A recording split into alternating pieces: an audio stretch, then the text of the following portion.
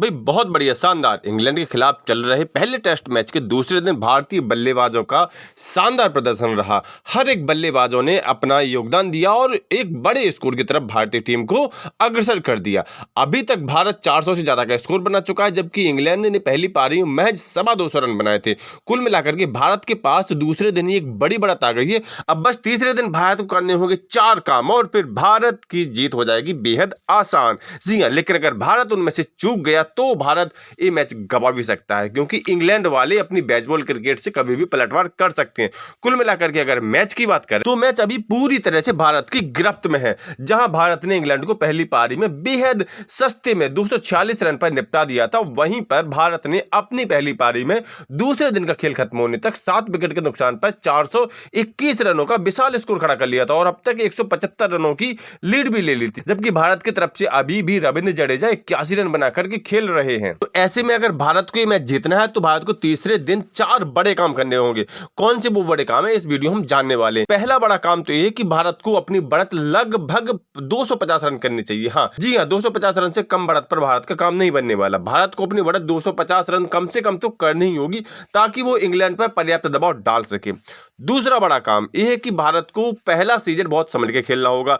अभी हमने दूसरे दिन के खेल में देखा कि पहले दिन के जो नॉट आउट बल्लेबाज थे यशस्वी जायसवाल 76 रन पर खेल रहे थे पहले दिन, लेकिन दूसरे दिन पहले ओवर में मात्र 4 रन बनाकर आउट हो गए।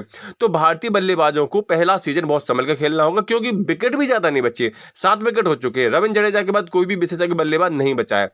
तो यहां पर भारतीय बल्लेबाजों को बहुत संभल कर पहला सीजन निकालना होगा। पहला सीजन निकालेंगे तो 250 की बढ़त आराम से हो जाएगी।